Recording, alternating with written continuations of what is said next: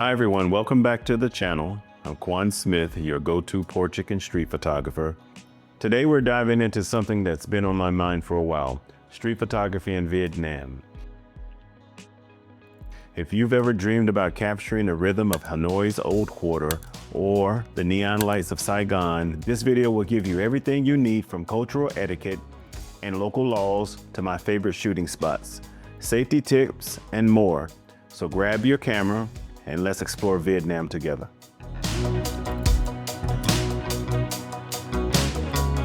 Vietnam is a photographer's dream. Its streets offer endless scenes where lights and texture, human stories intersect. But being a respectful photographer here means understanding the culture, following the rules, and being a good guest. Vietnamese culture emphasizes respect, modesty, and harmony. That might sound simple, it makes a huge difference in how people react when you point a camera at them. Always greet people with a smile, a slight nod or bow, using titles like An for older brother, Chi for older sisters, for older men, and Ba for older women shows respect.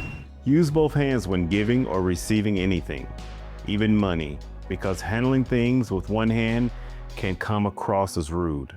Remove your shoes and hats before entering homes or pagodas and dress modestly. When you visit temples, respect elders at meals by letting them start eating first and pouring tea for them. Local markets have their own customs too. Vendors believe the first sale of the day brings good luck, and if you arrive early and you want to photograph someone's stall, say hello, smile, and ask politely before lifting your camera.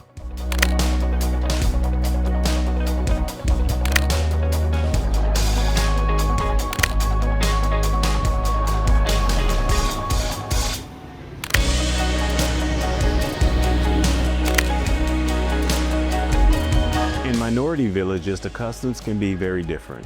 Whistling while walking through some villages can be taboo because some locals believe it summons spirits. And don't touch a child's head. Many ethnic groups believe that the soul resides there. Another big no-no is walking into someone's house uninvited during Lunar New Year. Families choose who come through their doors first, and that person's luck sets the tone for the entire year. Next, we'll talk about approaching people and building rapport. Now let's talk about the moment you raise your camera. Vietnamese people are generally friendly, but the way you approach them matters. Whenever possible, ask for permission before taking portraits, especially in rural areas. A nod and holding your camera is often enough. If someone says no, respect that and move on. Street photography thrives on candid moments, so you won't always have time to ask first. But avoid pushing your lens right up in someone's face. Capture the broader scene and be prepared to stop if someone asks. A quick word about children. Parents often think it's cute when you take their child's photo, but under Vietnamese child law, you need parental consent to publish images of children over 7. So always ask before sharing those adorable photos. In the cities, you may hear the phrase, "Đừng chụp." More often, sometimes people want money. Sometimes they worry about pictures of old buildings or poverty will make Vietnam look bad. If someone blocks your lens or says, "Nghèo quá," apologize, put your camera down. Respect goes a long way. The next topic we'll talk about are sensitive subjects and taboos. There are a few subjects to be cautious with. Poverty and aging infrastructure. We photograph love, textures, and peeling paint and chaos in the markets. But many older Vietnamese people see these as painful reminders of poverty. Be mindful, and if someone seems uneasy, move on. Religious rituals and funerals. Never shoot inside pagodas, ancestral halls, or funerals without explicit permission. Ethnic minorities. Vietnam is home to 54 ethnic groups with their own customs. Ask a local guide before photographing. Some groups believe that photos steal their soul, and a small fee may be expected in exchange for a portrait. Quick do's and don'ts. Here's a rapid-fire list to keep in mind. Do: smile, nod, and use polite titles.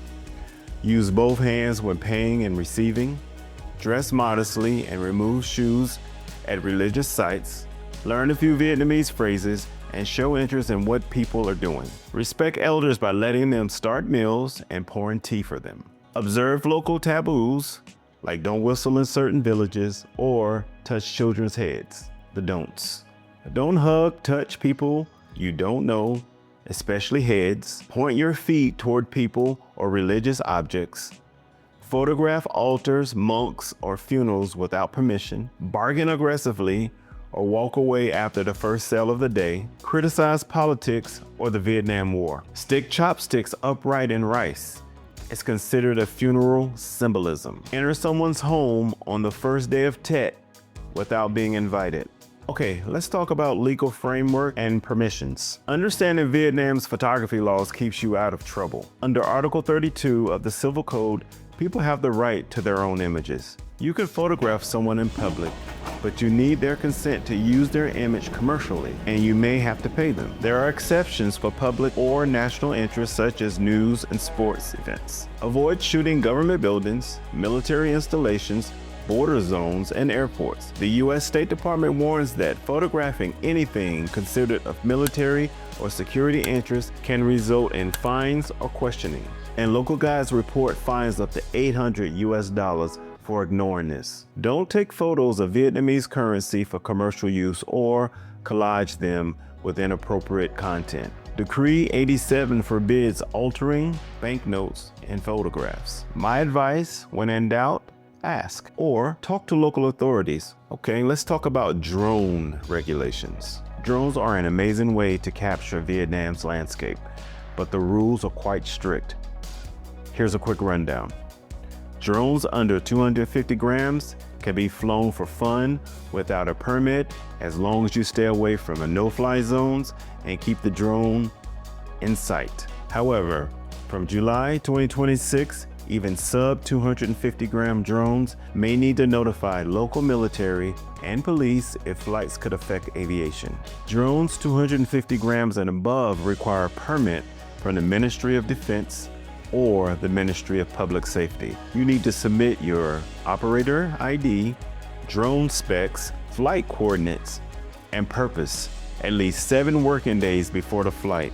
Permits typically take 30 days. Restricted zones indicate border areas. Stay 25 kilometers from China and 10 kilometers from Laos, Cambodia borders.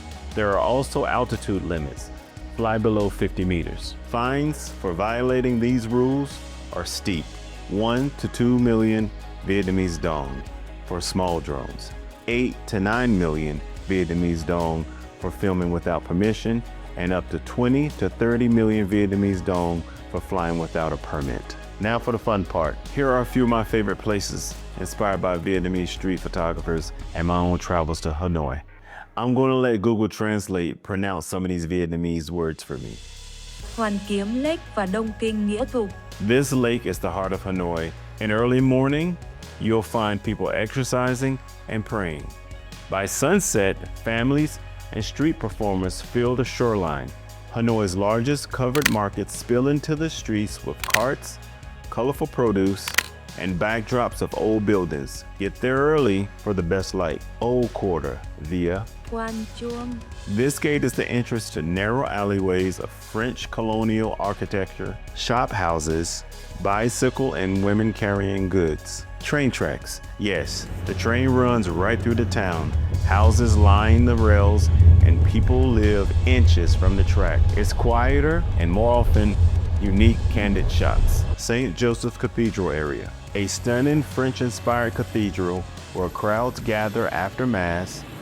Start at Hoàn Kiếm Lake. in the morning, move toward the old quarters and markets, walk the train tracks, and end your day at the cathedral for the evening shots. Other gems, Hoi An's lantern-lit streets and Riverside, the ethnic minority markets, equipment safety, and practical tips. Let's talk about gear.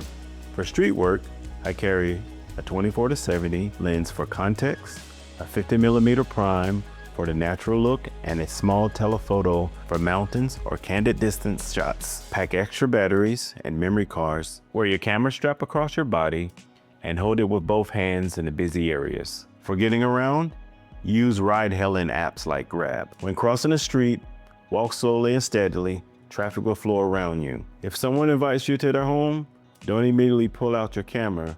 Accept tea, engage in conversation, and get to know them. Building trust results in better photographs. Being a good ambassador. Photograph isn't just about images, it's about connection. Many older Vietnamese can't understand why we love photographing aging buildings and gritty scenes. In some rural communities, a small tip is expected. Support local guides, buy what people are selling, and hire tours when you can. It benefits the community. Ask if your subject would like copies of their images, email them, or print a few photos at your local shop.